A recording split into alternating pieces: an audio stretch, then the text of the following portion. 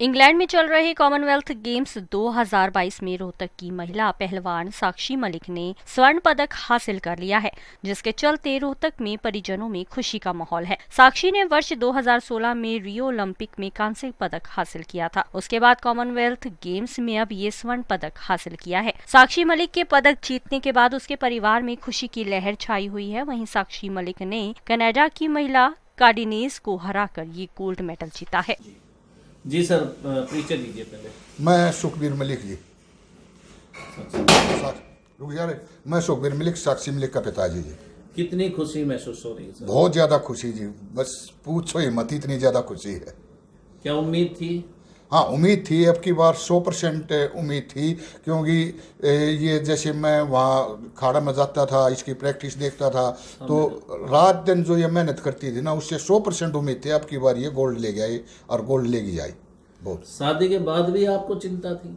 शादी के बाद में माँ बाप को तो चिंता होती है कि बच्चा हमारा क्या करे क्या नहीं करेगा, चिंता हर चीज़ की होती है। चिंता तो थी, पर अब जैसे मेच्योर हो गए, ये मेडल आ गया, ये थोड़ी थोड़ी खुशी हुई है। मैं मतलब चिंता के बावजूद बहुत कम हो गए पहले से ज़्यादा। स्वागत की क्या तैयारी? स्वागत तो अब जैसे मतलब जो भी गांव से आएंगे, ढोल बाजा जो भी नगाड़ा होगा उसके साथ एयरपोर्ट से ले गए और घर तक ले आएंगे उसको। स्वागत में कोई कमी नहीं होगी जी। बेटी से बात हुई थी? हाँ, बेटी से कल बात हुई थी 11:15 के आसपास, तो बड़ी खुश थी और बहुत मतलब बहुत इतनी खुशी पहले मैंने ओलंपिक में भी देखी थी, इतनी खुश वो उसने बात करी हमारे से। कल जो फाइट थी, क्या कुछ मन में डर था? हाँ, डर तो थोड़ा थोड़ा था ही, जैसे कोई भी आवे माँ कदे दब जाए या किसी का अटैक में फंस जाए, पर उसने जो कुश्ती लड़ी ना वो बिल्कुल फेयर लड़ी। मतलब किसी को 1% इतनी भी लूज नहीं रखी, मतलब जाई और सेट दी, लपेट दी, आई और सेट दी करे, और मतलब बड़ी खुश। लास्ट में जैसे कनाडा के साथ थी 4-0 से, जब थोड़ा हानि महसूस हुआ करे गोल्ड से चूक ना जाए, फिर उसने जैसे 3 मिनट के बाद में आते ही 10 सेकंड में ही कुश्ती फाइनल कर दी थी, उचित कर दी थी कनाडा की।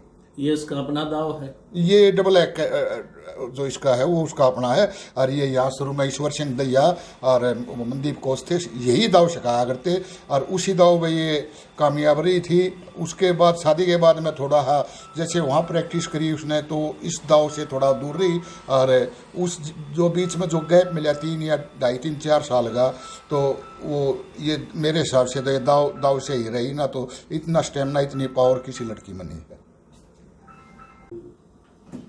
सुदेश जी, सबसे पहले आप कैसा महसूस कर? बहुत ही अच्छा महसूस कर रही हैं, जैसे मेरे में एक एनर्जी आ गई कि मैं जाके कुश्ती कर लूँ, इतना मैं महसूस कर रही हूँ, इतनी खुशी महसूस कर रही हूँ। पहले दिन जब बेटी को स्टेडियम में लेके गए और आज इस दौरान की यात्रा कैसी रही? स्टार्टिंग में स्टेडियम में ले गई, यहाँ तक यात्रा साक्षी की बहुत ही अच्छी रही है। थोड़ा सा शादी करने के बाद जैसे यहाँ रही, फिर वहाँ का माहौल था तो थोड़ा वो चेंज हो जाता है। उस माहौल में 2-3 साल वो मतलब कहीं लुप्त कह लो, कुछ कह लो, लेकिन प्रैक्टिस उसने वही रखी। कुछ समय का फेर होता है, तो अब उसने अपनी जो प्रैक्टिस करी है, इतनी मेहनत करी है, तो उसका मेहनत का जो नतीजा आज आप देख ही रहे हैं, उसने कॉमनवेल्थ में गोल्ड लिया है। जब वो 12 साल की थी, आप पहली बार उसको लेके गए थे स्टेडियम में, तब क्या था आपके मन में? तब उसको स्टेडियम में लेके गई तो उसने कहा था कोई गेम करना है। मैंने कहा चल स्टेडियम में घुमाती हूँ, तो हम 3-4 दिन ऐसे घूमते रहे स्टेडियम में। आखिर में रेसलिंग वाले मैट पे गए, तो उसने कहा मम्मी मेरे को रेसलिंग करनी है। तो मेरे को रेसलिंग से थोड़ा सा डर लगता था, क्योंकि मेरे को ये था ना भी लड़के करते हैं कान टूट जाएंगे, लड़की है तो मतलब कान गंदे लगेंगे, बच्चे पैदा करने हैं, थोड़ा सा मेरे मन में था ये। पर उसने ये कहा मम्मी मैं रेसलिंग ही करूंगी, मैं कान नहीं टूटने दूंगी। और आज मैं आपको कहना चाहती हूँ, आज तक इतनी प्रैक्टिस के बाद उसका कोई कान नहीं टूटा हुआ। हालांकि पहलवानों के ना कान टूट जाते हैं, लेकिन उसका कोई कान नहीं टूटा हुआ, चाहे लड़की हो चाहे लड़के।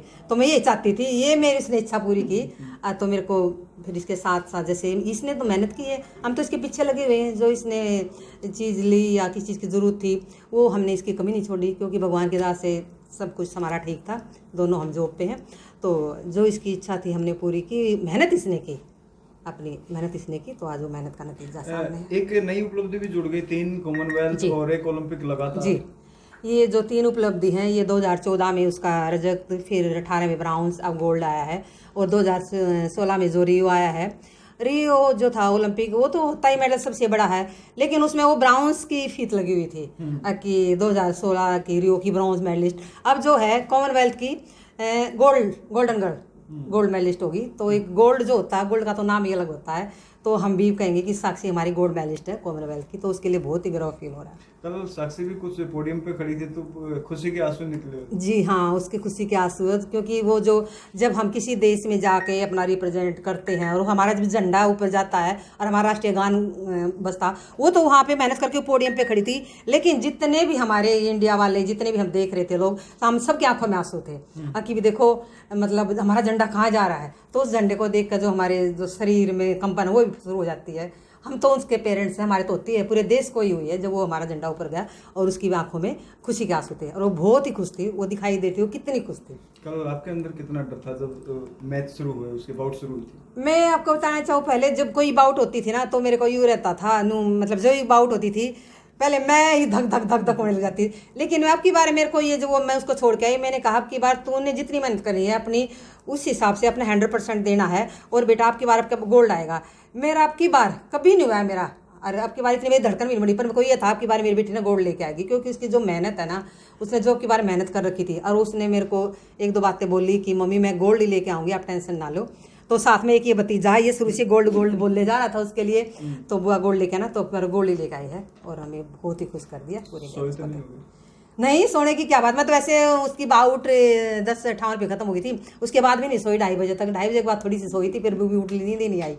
शुभकामनाएं। जी थैंक यू सर।